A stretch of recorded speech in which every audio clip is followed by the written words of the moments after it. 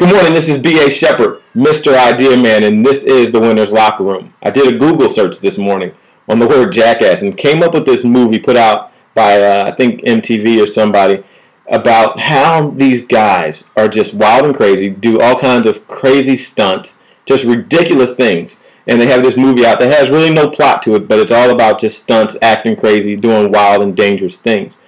And I thought about, man, they're not ashamed to be a jackass. But so often, we're ashamed to be a jackass for Jesus. In Mark chapter 11, Jesus sends out some of his disciples right before he's to make his triumphal entry into Jerusalem. And he tells them, go, there's a young jackass that's tied up, and I want you to go loose that jackass and bring it to me. And so while the disciples are doing that, there's a man standing there that says, well, why are you getting this one? And he says, well, Jesus commanded us to. And so Jesus receives the donkey from his disciples, and he rides it. Now, I thought about the fact, first of all, that this young colt, this young donkey, had never been ridden. He was inexperienced, really pretty much ignorant to anything that was going to take place with somebody mounting him. And if you've never seen a horse or a donkey or a mule or anything get ridden that's unbroken, it's not a pretty sight. You can Google that. Just, look up YouTube and look up a colt or a horse that's unbroken and somebody trying to ride them. And sometimes we miss that point of the story. But the fact of the matter is, Jesus said, you know what? I'm going to take this inexperienced, this rookie, this novice, and I'm going to do something spectacular. I'm going to use this novice, this inexperienced person, this inexperienced animal to be the very means by which I enter in and show and announce my kingdom. You know what? A few years back, I was in the midst of a building project, working with a church and helping them build. And it's funny. The project was, multi-million dollars, more than $16 million. And I found out, you can find out people's true colors when projects and things are going on. And there were some people that I ran into along the way that I know, they looked at me and they said, well, who's this young jackass? And why does he get to be on the project?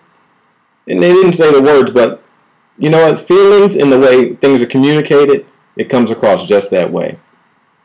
And for a while I struggled with that. Because I was a novice. I didn't know what, I had never been in that position before. But I had a dream and I wanted to do something big. And I got chosen to do it.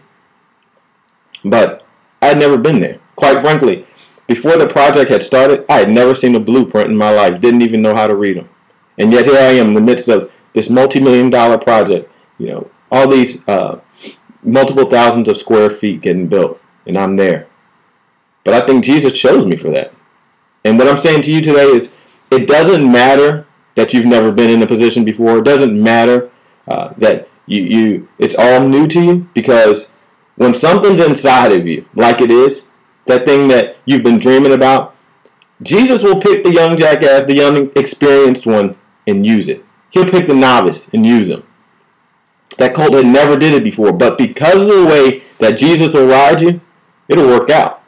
He said, I'll ride you smooth and easy, and it'll work out. So don't have doubt. When people, are looking at you and they're saying, well, what do you know? Well, it doesn't matter what they think you know, because you have something in you. I look at corporate America, and they recruit every year the most brilliant and best minds to come into their companies, to build them up. But I think, in church and church life, we do a terrible job at that. We look at the up-and-coming people and tell them, we can't afford you. You're too young. You got to wait until you're older. We have all these old people in the way. And so the young, experienced ones never get ridden, but corporate America will take them. It doesn't matter where you're at in life. If you are willing to be ridden, if you are willing to let that purpose be ridden out of you, you'll do some amazing things. So, you know what? Keep your head up and don't take it as an insult anymore when somebody looks at you as the young, inexperienced jackass, because Jesus did tremendous things with just that type of animal, just that type of available vessel. So keep your head up and just remember, as long as winning is an option, losing is a stupid one. I'll see you tomorrow. Love you.